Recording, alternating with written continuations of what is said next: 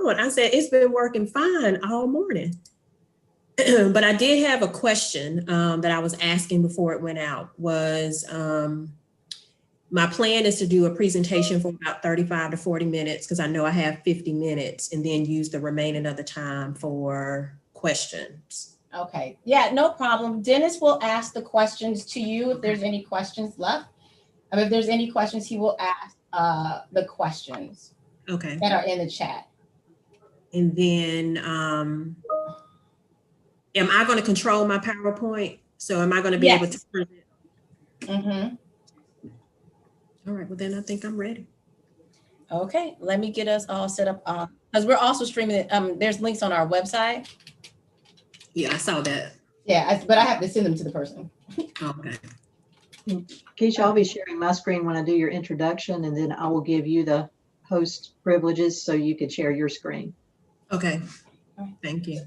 Wendy, I'm going to give you, make you host if you want to start if you want to pull your screen, pull your PowerPoint up, and then let people in and make, and then admit everyone.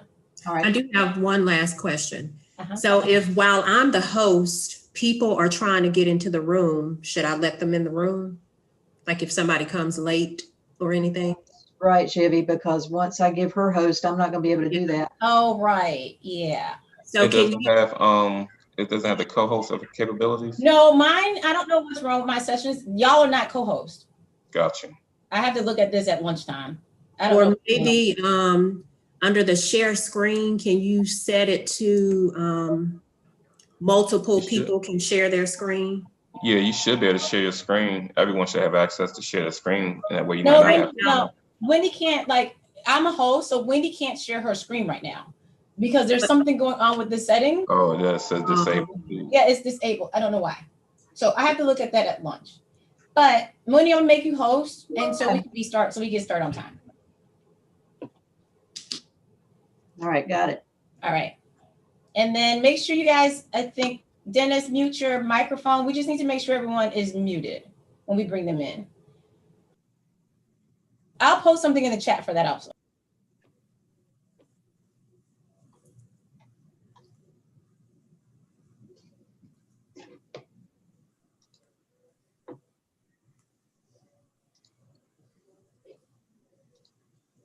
Okay, can you all see my screen? Yes. Okay. And I'm getting ready to let the participants in. Everybody ready? Yes, ma'am. Yes. All right, here we go.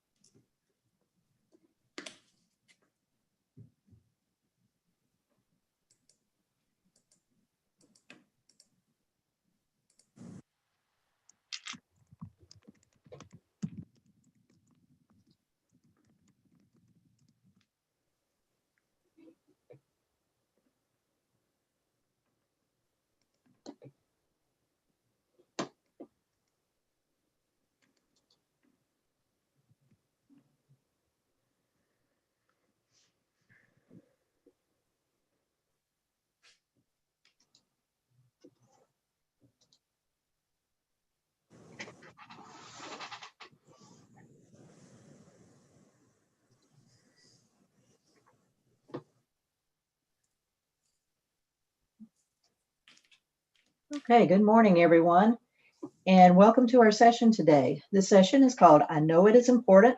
I know things need to change, but where do I start? Before we begin, I want to cover some housekeeping items. Please leave your cameras and microphones muted throughout the session. If you have any questions, please use the chat feature. We will get to as many of them as we can at the end of the session. Also, following this session, we will break for lunch until our panel discussion at 12:30.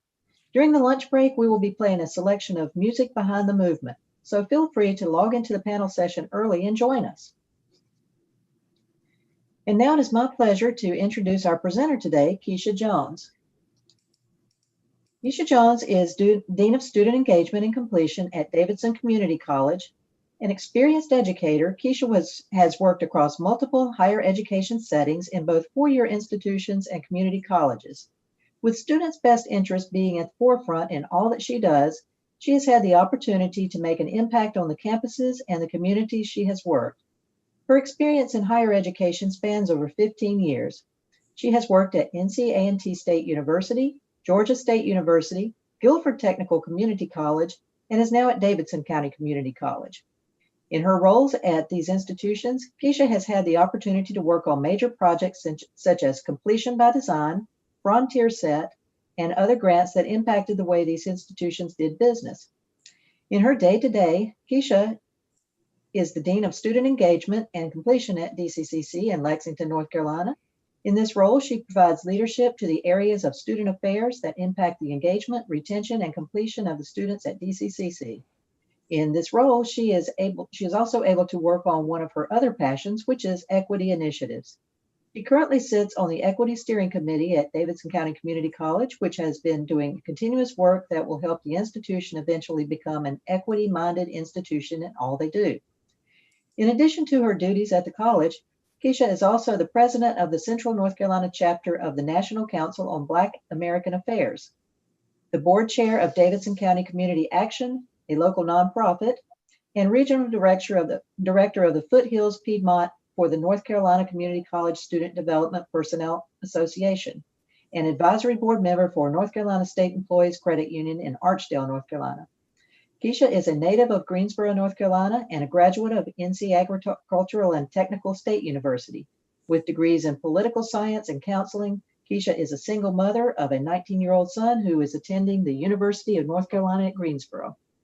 So it's my pleasure to turn this over to Keisha Jones. Keisha, we look forward to your presentation. Thank you, Wendy. So now I should be able to share my screen with you all. Hopefully everyone has had a good morning so far and you've enjoyed the sessions prior to my session. I'm working on it, Keisha. Hang on. Okay. Okay, you're a host. Okay.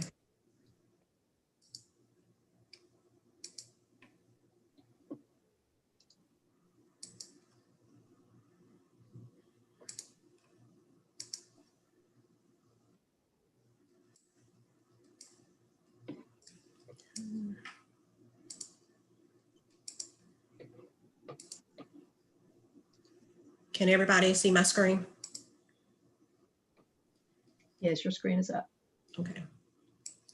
Trying to get it out. I'm getting my other little stuff out of my way. Okay, so today I am going to talk about the fact that we all know that diversity, equity, and inclusion work is something that is important. It's something that we know that things need to change within our organizations in which we work, but oftentimes we really do not know where to start. So today I am going to talk to you all about some of my personal opinions of how I think institutions and companies and organizations should start this work. And I'm also going to talk to you about some of the things that we've done at Davidson County Community College. My hope at the end of this session that some of the takeaways that you have is that one, you would learn the importance of addressing the why of the work that you're doing, that you will learn the general ways in which you can start this work, that you can utilize some of these steps that we have initiated at Davidson County Community College and maybe implement some of those at your particular organization or institution, and then identify some resources that you could possibly use, because I will also share resources that we've used as we've been doing our work over the past few years. So the first thing I want to start with is, what is your why?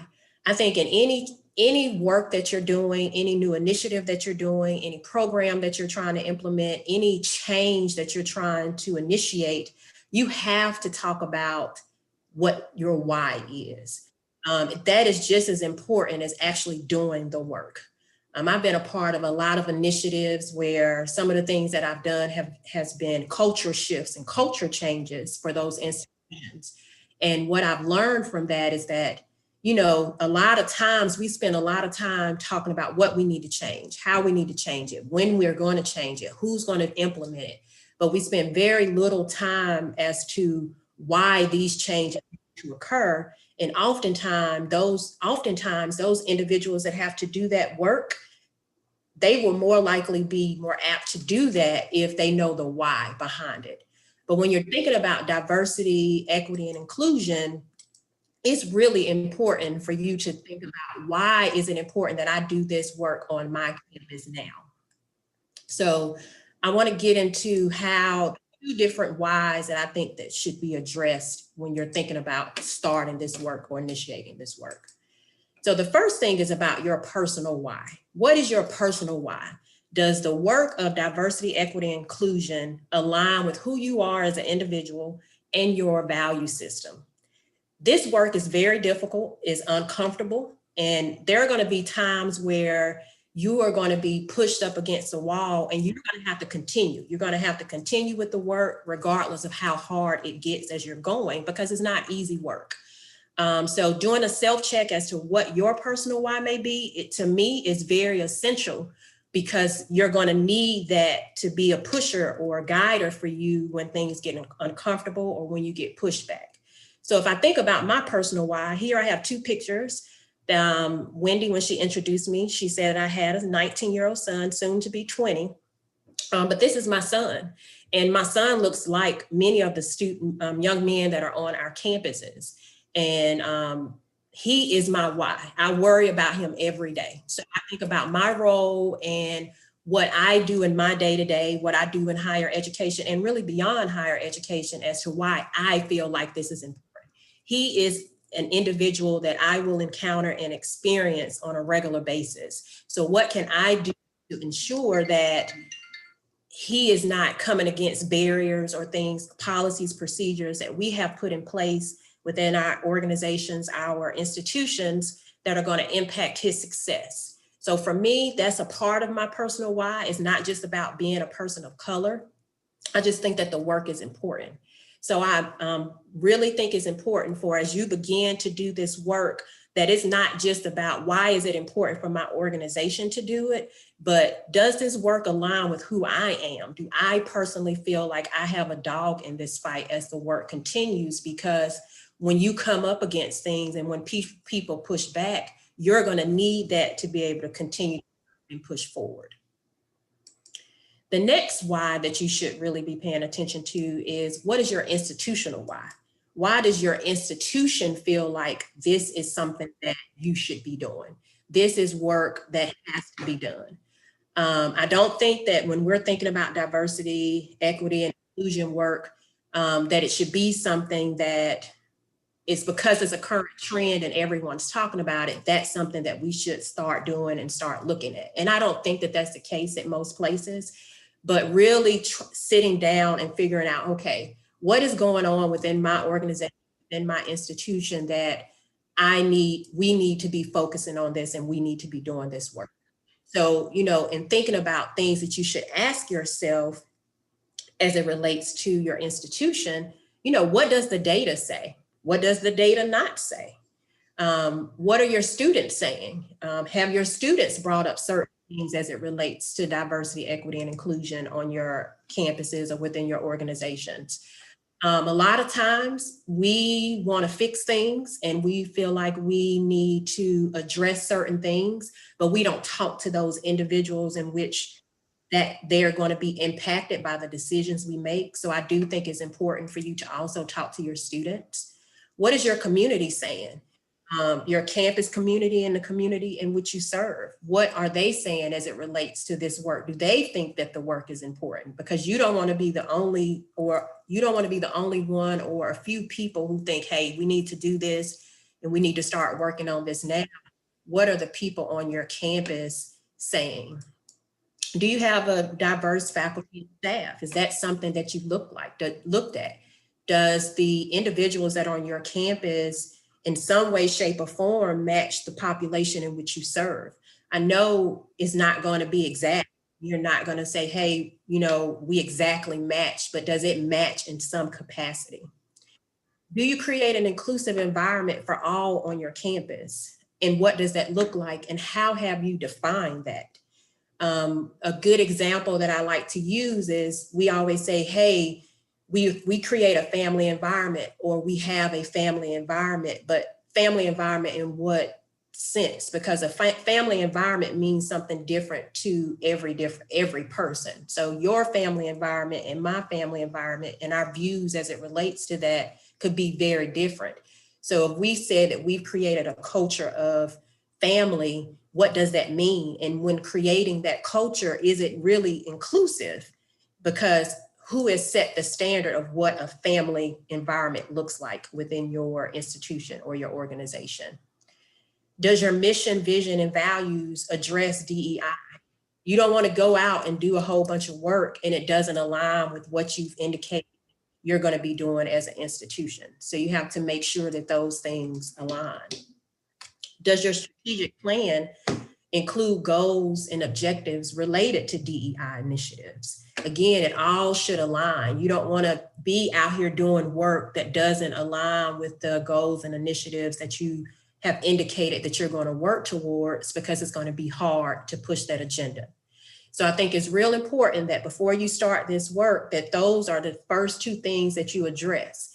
And then as you are progressing and starting to roll out your work, that is what you communicate to your constituents and your stakeholders as to why this is important, so that they can have a clear understanding that maybe not necessarily all about your personal why, but definitely your institutional why. This is why we need to start this work, so that they understand if it's a change that's going to come about, that's going to impact their day-to-day workload, that they understand, hey, we've spent a significant amount of time talking about the why.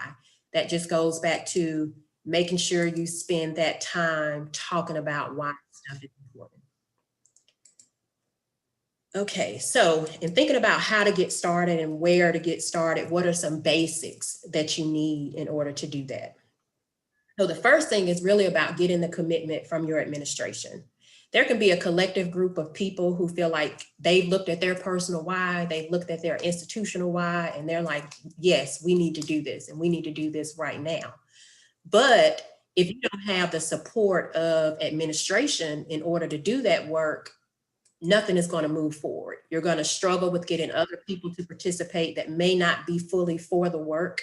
And you're not going to get the necessary funding that you need to be able to do some of the things to build capacity as you're working to educate people on your campus. So you're going to want to make sure that you get the commitment from top down to be able to push your agenda, to ensure that you have the support of those people that matter when you're doing the work and you're asking people to participate in professional development, or you're asking people to complete a survey or something of that nature.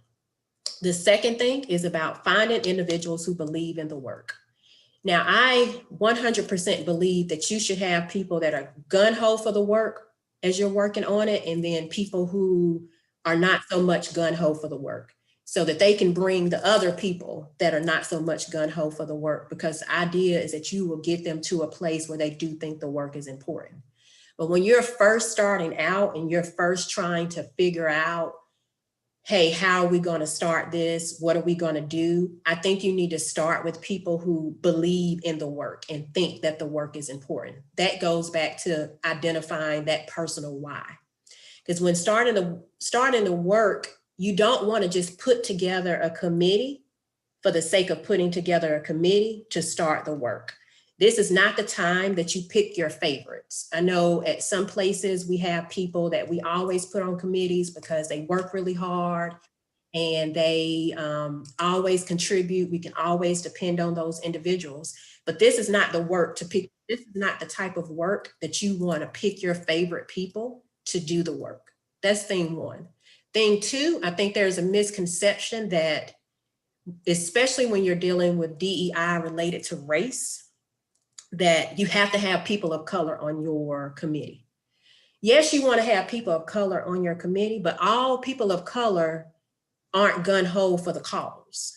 And so I think sometimes we will initially say, hey, we want to put this team together. We're going to be thinking about this, and we want to make sure that we add people of color. And let's say you only have a couple of people of color that you could choose from to put them on the team. Well, just because they're a person of color doesn't mean that they have any interest, that they want to participate in the work, or that they feel like the work is important. And so I want people to understand that when you're developing the team, that you really have to be conscientious about who you're putting on this team to make sure that, one, they want to do the work, they believe in the work, and they're going to push the work no matter what they come up against. And that is not just about having conversations about what needs to be done. These people are going to have the conversations and then follow it up with action. Because I've learned in trying to put teams together, when we focus on trying to bring different groups to make sure that we've covered all bases, sometimes you end up getting people where this just really does not align with who they are. And we miss out on people because we made some assumptions that they may not be interested, who really would be gun-ho for the work. So like if I take what we've done at Davidson and the team that we've put together, I have a colleague who is a white woman. And, right now we are focusing on race because we've seen disparities with our students of color. So that is our primary focus right now. But she is just as gung-ho for this work as I am. And so I'm glad that we were strategic in how we went about putting this group together to ensure that everybody, no matter the race or ethnicity of the individual, that this was what they thought was important and they were going to push it no matter what. The next thing is determining how you're going to fund what you're going to do. What is going to be your funding source? So after you get that commitment, while you're getting the commitment, you also need to be asking, okay, if you're going to commit to this work, commitment is just not about articulating, hey, we're committed to the work. Commitment to the work means that you're going to put money behind the work. If you're putting this stuff together, you got verbal commitment, you put together a great team, but you have no funding, then you have no support and you have no commitment. And I need people to be okay with that is a reality. You can't verbally say that you commit to something and then don't put any money behind it. This work is important work. I feel very strongly about the work. And so therefore, I think that if as an institution, as an organization, we're going to say, hey, DEI work is important. We need to do this. And we need to start looking at what we can change within our institutions. And we need to start doing that now. That needs to come with dollars. And we need to figure out how we're going to pay for it and where places that we can pull funds from to be able to support this.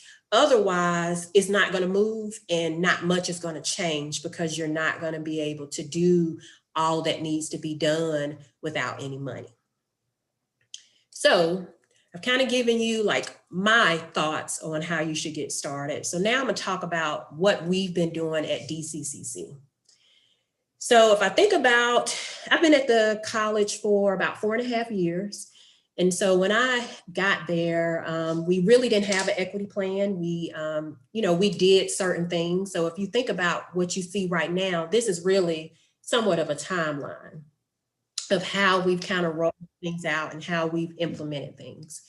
So as I stated, when I got to the institution, we didn't really have an equity plan, but we always talked about the work. We used to do something called data bites. And I remember within like my first couple of months at the college, I received a data bite from IR, and it was about statistics related to our students of color and how they were persisting or not at our institution. And then we also did an ICAT survey, and equity emerged as something that was an issue. But what the college had been doing over time, since about 2012, was doing all campus reads. So we used to have an opening session and a closing session. The opening session was in the fall, the closing session was in the spring. And at the closing session, we always got a book, and we would read that book in the summer, and the books address different social statuses, socioeconomic statuses, poverty, LGBTQ perspectives. And so that was really how we started what we said addressing DEI, equity, diversity, and inclusion type things. We would these campus reads, we would allow opportunities for discussion. So we would read the books in the summer. In the fall, we would host discussion time to talk about what we've read, or we might bring someone on campus to address certain things. So like one summer we read Becoming Nicole. Becoming Nicole is a book about a transgender woman and her experience. And so as a part of that process, we read that book in the summer, and then in the fall, we had a panel discussion with several transgender women, a transgender woman that was on our campus, and allowed them to talk about, you know, their process, things that we could do to improve as an institution. So that was pretty much what we had done as an institution. But from that ICAT survey, out of 4, we scored a 2.7 in equity. So we felt like we needed to be doing a little bit more. So in 2016, we put together a group and decided that we were going to begin working on addressing equity gaps in the data that had been coming out. So we decided that we wanted to become an equity-minded institution. So from there, so that's where we got the commitment from administration, right? So we were doing the campus reads, we did the survey, and then from the survey, we got back that, hey, equity, we've talked about it, but we really haven't done a lot to build capacity across campus. So what can we do in this, you know, we felt like we needed to do more. So, you know, president staff talked about that. We decided, hey, we do want to do more. So we got that commitment from the institution.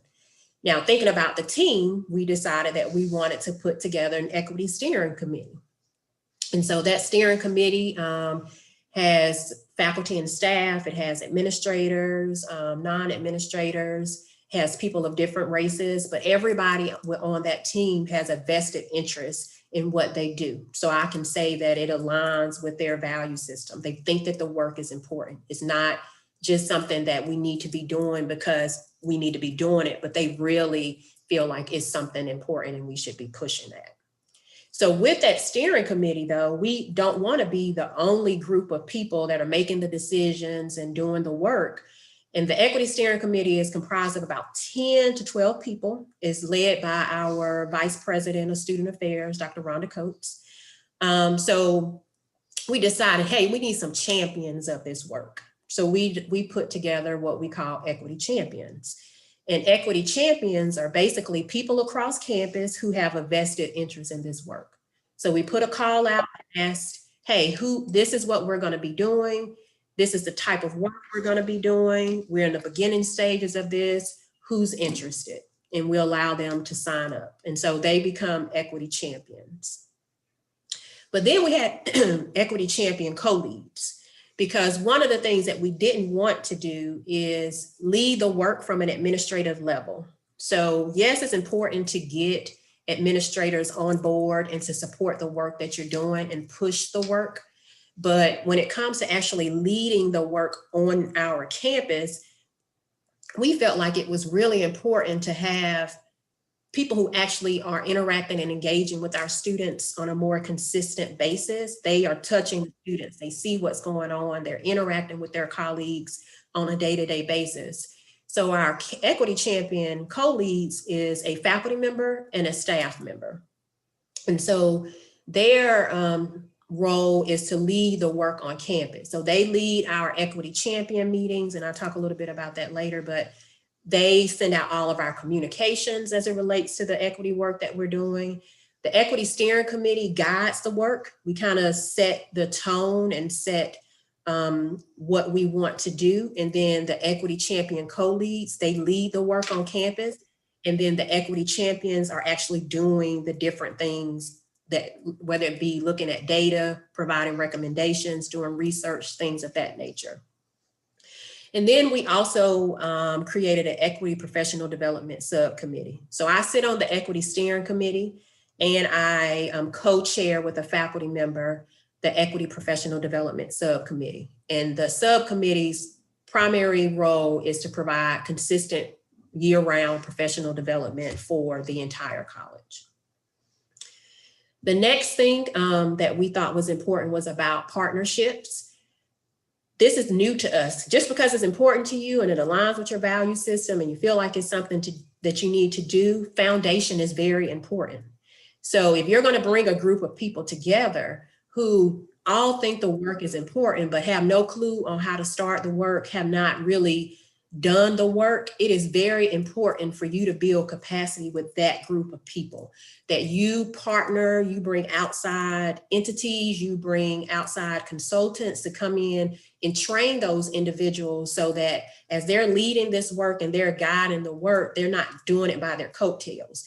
They're not pulling stuff out the air, Googling things, trying to figure out how to move things forward, that you brought someone in to work with that group in a train the trainer type of mindset, I guess, to make sure that they are educated on what is diversity, what is equity, what is inclusion, what does that look like on your campus.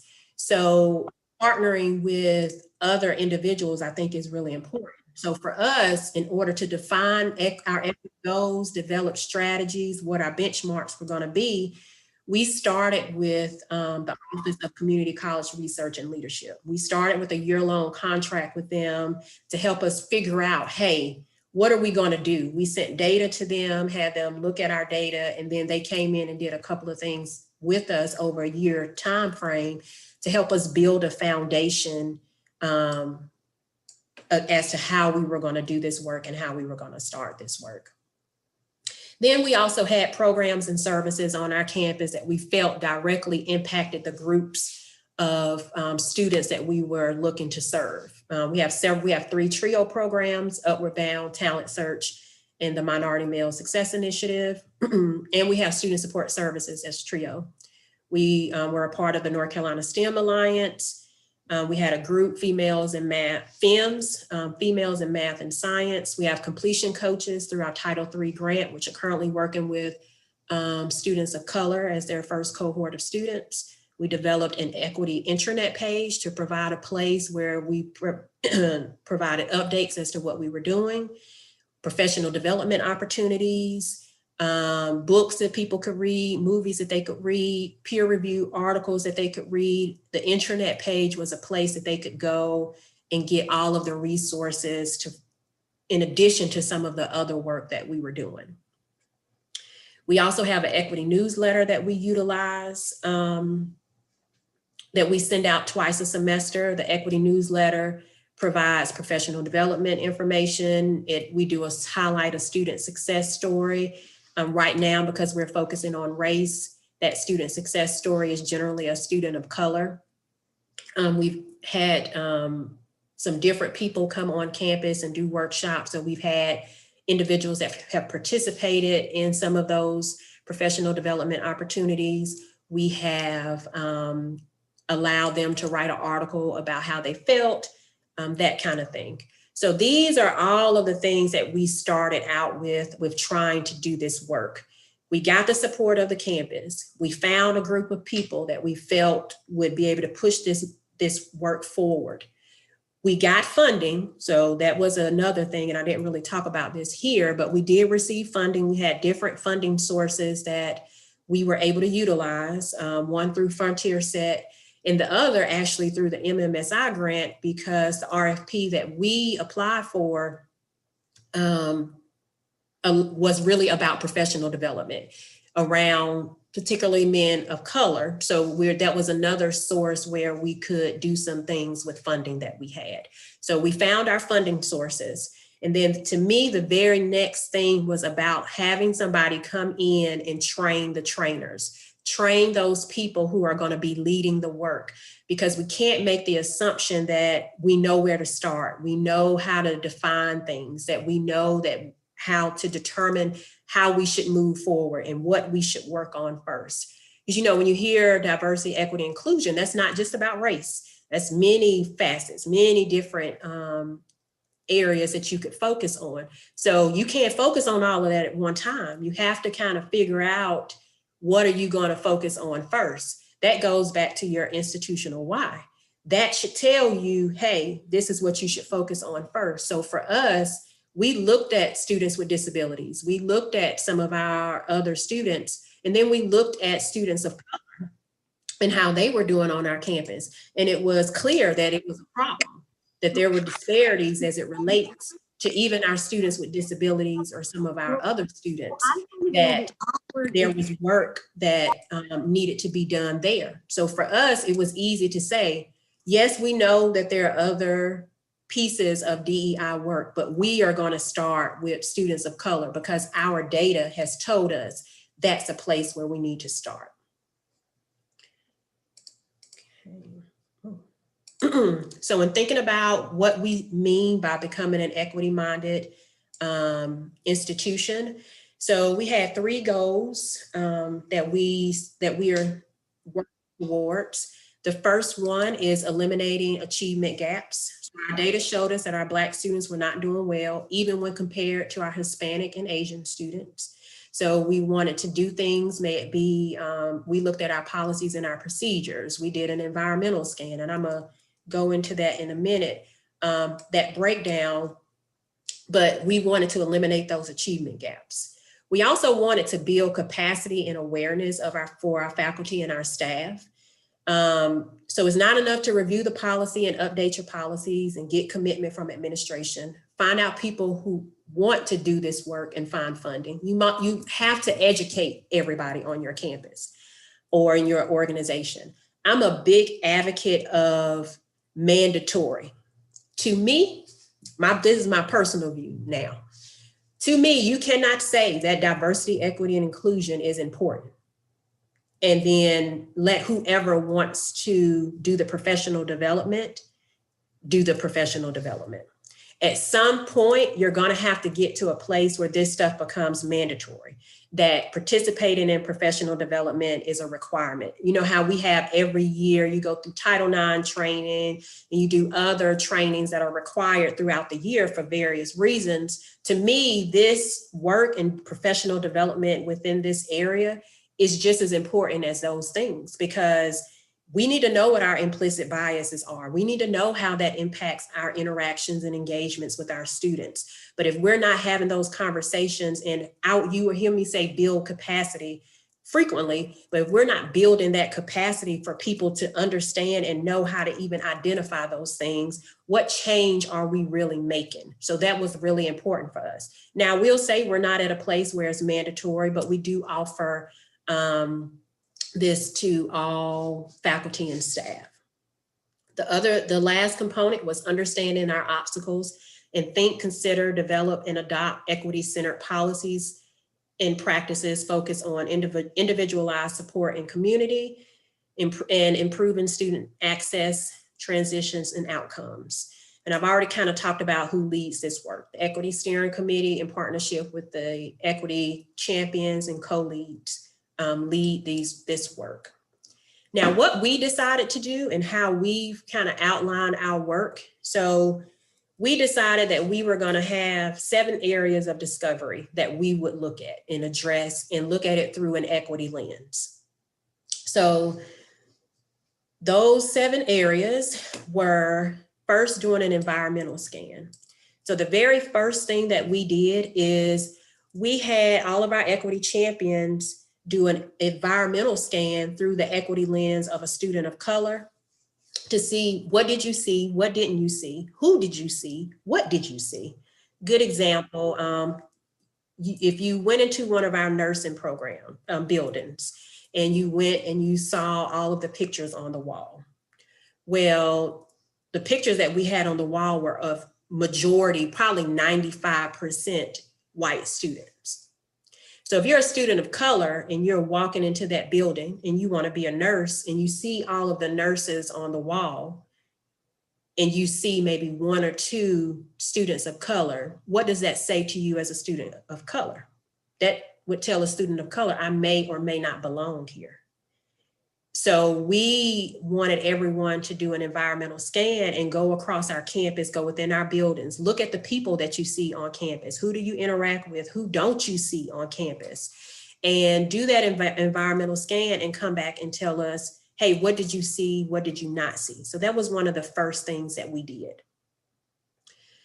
Policies and procedures was next on our list, but that was also a college priority that was unrelated to DEI. So we ended up, an attorney came in and looked at all of our policies and procedures as for something separate. But as those things were updated, the equity champions were asked to look at all of the changes that were being presented, look at them from an equity lens, see if based off of these policies that we're implementing, do we see any barriers for success for our students of color specifically?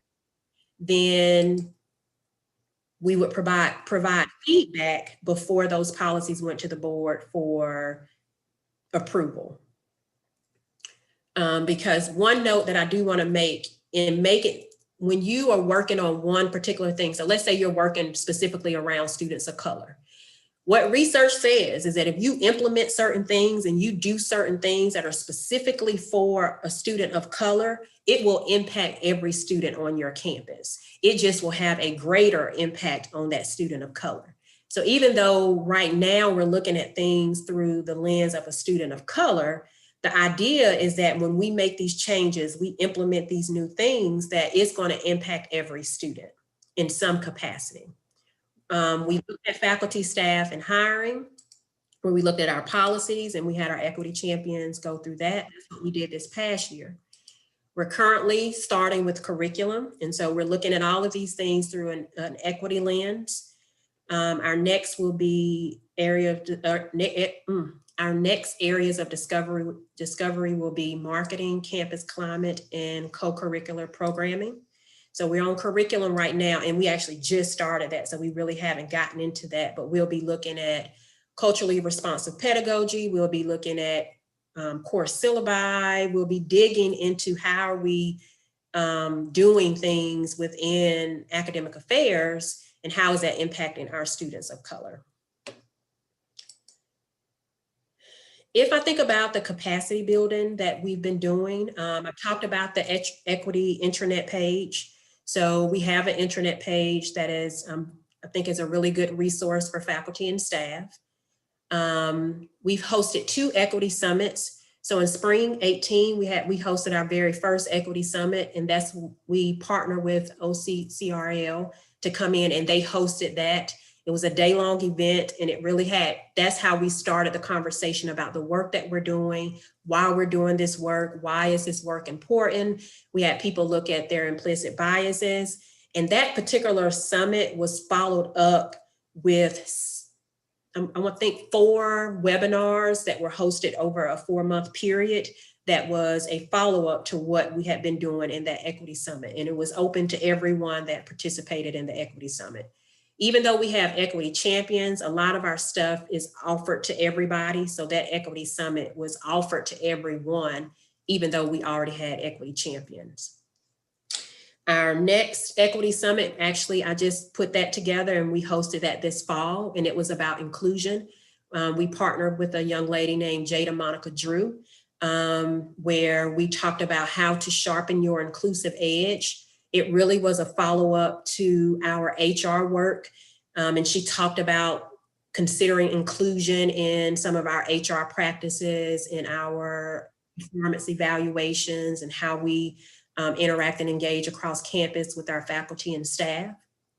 So that's something that we try to do every year. That one was actually supposed to be in spring 19, but due to COVID, it got moved to fall. And I've talked to you about the newsletters.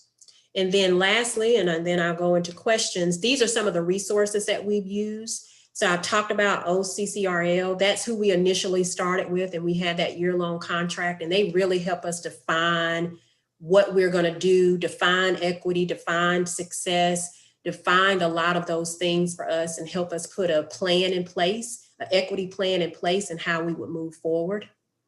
We have partnered with the Racial Equity Institute. They hosted a watered down version, but still very good groundwater approach. If you've never done that, I think it is extremely important because it will tell you that when you're thinking about a lot of this work, it is black and white at the end of the day. I know a lot of times we talk about other ethnicities and other races when we're talking about students of color, but if we think about the systems and the systems that were created in criminal justice system, educational system, healthcare system, those things were created off of the basis of black and white, and they were not for black. And so that's why you have disparities across all systems. And so if you have the opportunity to do the groundwater approach, I think that is a great place to start because they are real. They give you real information. They look at North Carolina data to tell you that this is an issue, these disparities. If you have a person of color has a disparity in one system, 9 times out of 10, they have a disparity in every system across all of our systems. So I think that's a really good resource.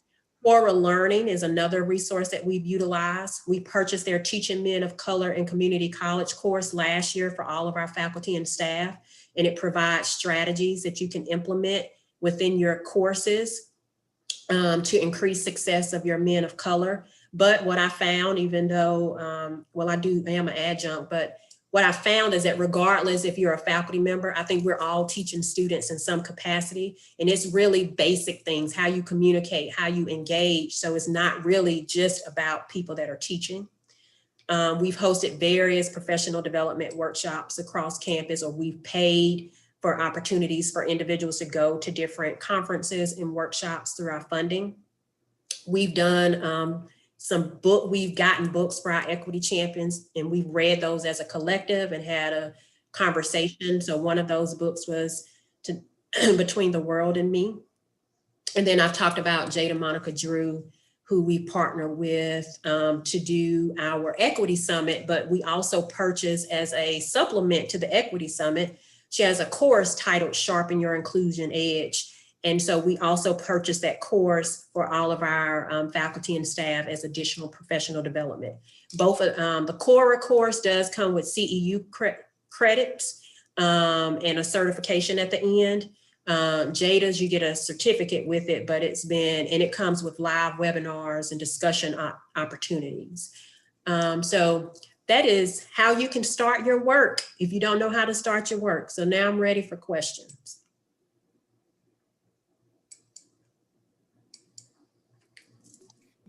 Okay, we have one has a question that since PD training wasn't mandatory, what was some of the participation rates? So if I think about the equity summit that we just did, I think I had about 65 people participate in that. So, if we think about, we have hundreds of faculty and staff, it goes back to only the people that think that this is something that we should be doing and this is work that we should be doing are going to participate. So we are in a space where it's time for us to renew our strategic plan. And one of the things in some of that planning that we've talked about, and I think other people who have been participating in this work over time, I think they are in agreement that it is time to make this mandatory. We can't just talk about it, we got to be about it. It goes into that putting action behind wanting to do this.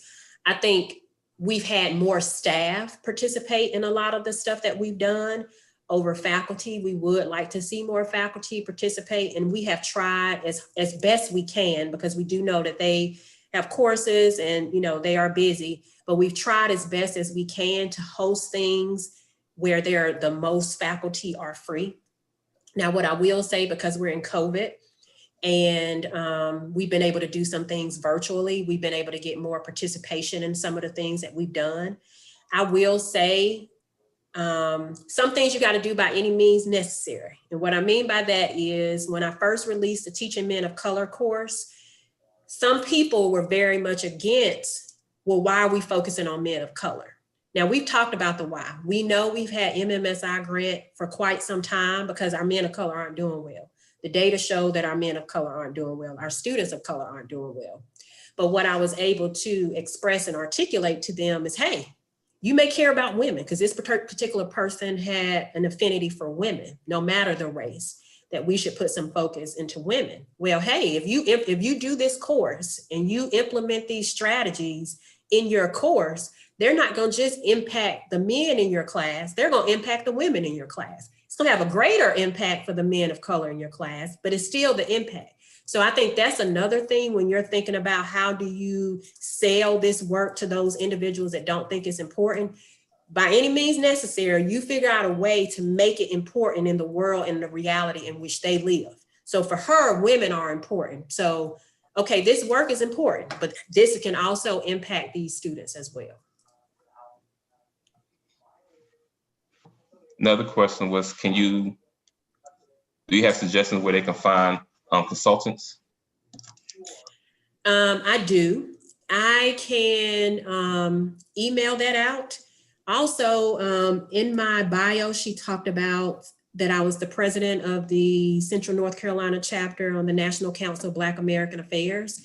That organization is an affiliate of AACC, and its primary goal is about pushing this work it was founded on making sure that there's no disparities for Black people specifically. So on our website, I can send that. I have several consultants that are specifically related. We have a DEI resource page, so I can send that to you all for possible consultants.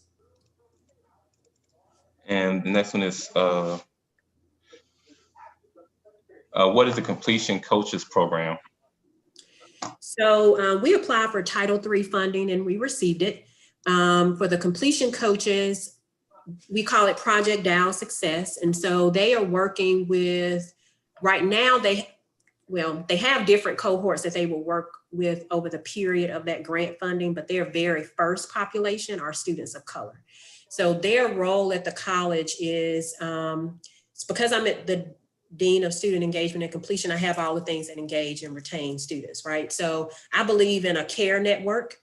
So they're a part of a student's care network. So they connect students to resources. They don't do any academic advising, but they do follow up on flags that may be raised on a student in Starfish. They provide professional development and workshops for those students. They connect those students to resources. They provide opportunities for those students to have a voice.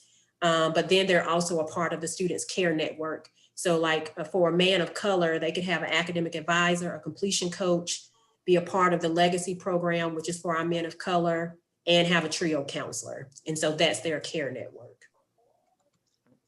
We have one person asked a question, who hosted the Equity Summit? They missed the name of the organization. So Jada Monica Drew. So I organized the Equity Summit, and Jada is somebody that I've worked with. She does excellent work in Greensboro area as it relates to diversity and inclusion. Like that's her niche. And so she came in and she and we developed the presentation together to cater it for my institution. But her name is Jada Monica Drew, but she led that session. And her book is titled Sharpen Your Inclusion Edge. And her website is jadamonicadrew.com. And Dennis, before you ask the next question, I just wanted to say that there is a question on YouTube. So I'll read that and then we can go back to the chat questions if that's okay. Okay. Yes. The question is, what recommendations do you have for institutions that find it difficult to implement accountability processes for this type of work? So that's the conversation we've been having at our campus. I think it kind of goes back to the mandatory. So one of the things when we went through those 7 areas of discovery and hiring practices was one of those areas.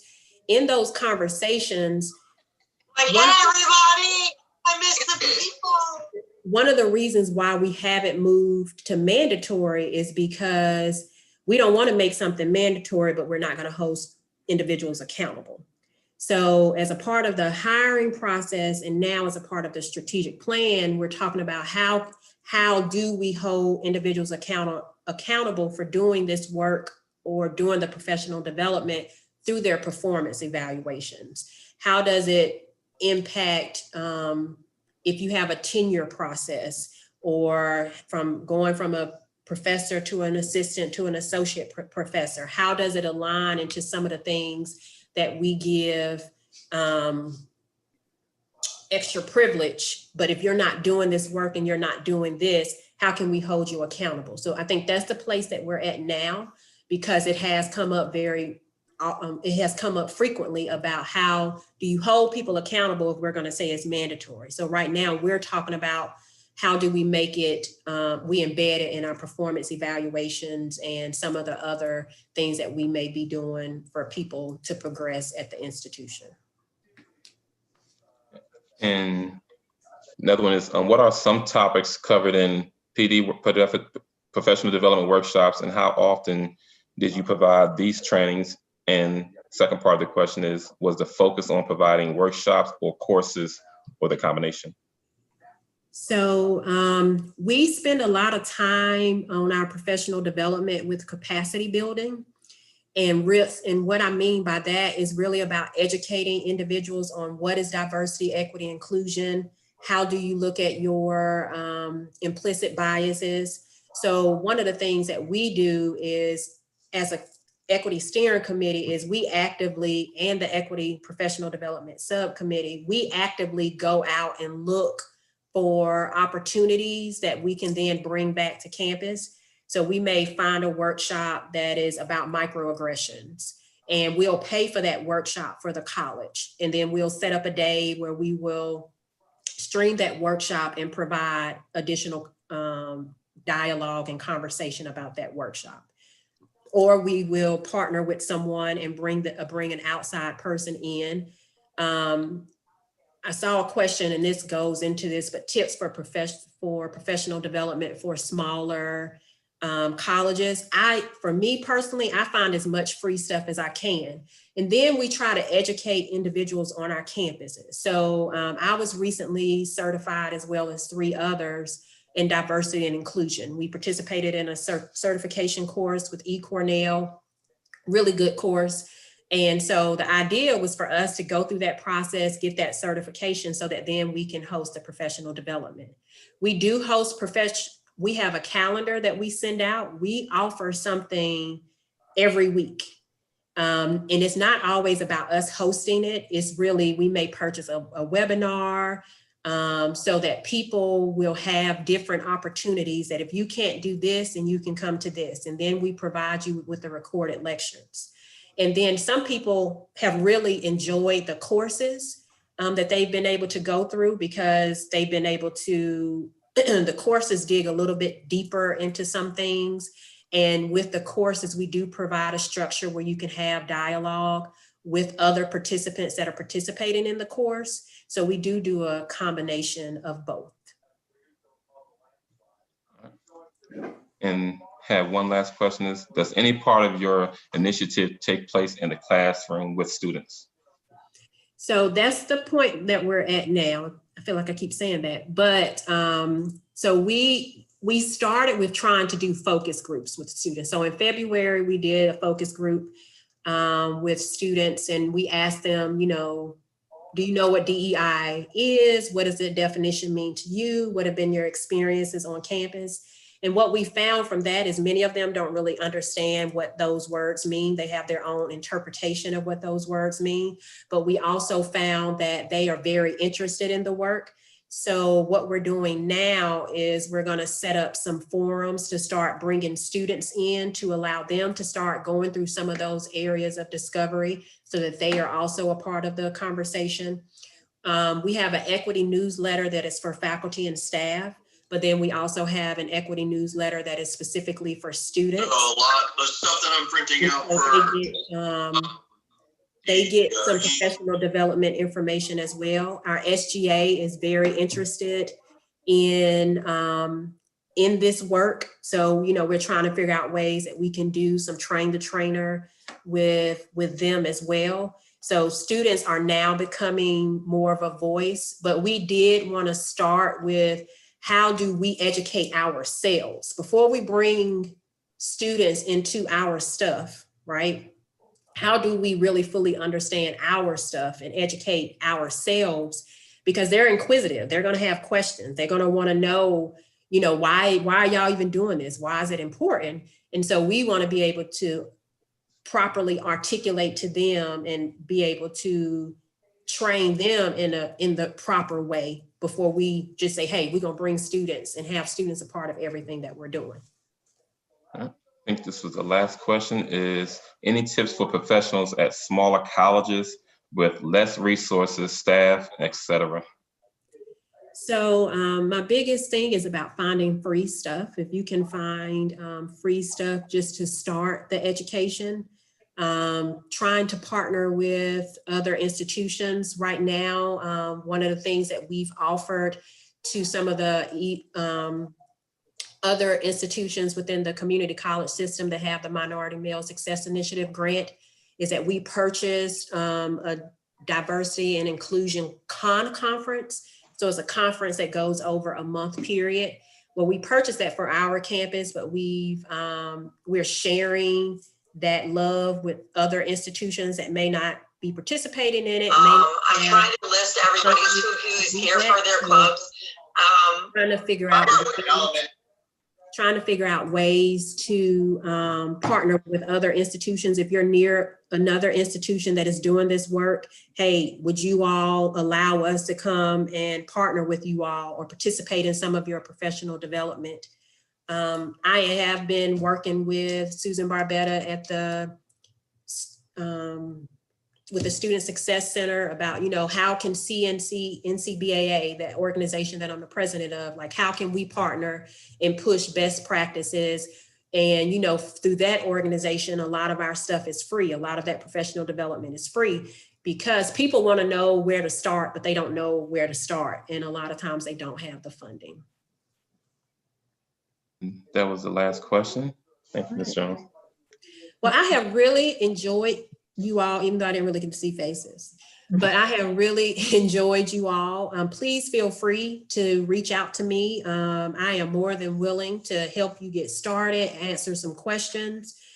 I have been heavily involved in this work for quite some time at DCCC. When I was at Georgia State, I worked a lot with equity and started some equity initiatives within athletics. So yeah, I'm here if you need me. My contact information is on the slide, and I will send those resources out. So when the presentation goes out, you'll have some of those resources. Thank you so much for sharing this presentation today, Keisha. It was an excellent presentation. And thank you to all our participants for attending this session as well. Lunch will begin at 12 o'clock. I guess that's your virtual lunch. And then the panel discussion will begin at 12:30. The link to the lunch and panel presentation is on in the chat, so you can click directly on that link. And we will see you all there. Thank you so much.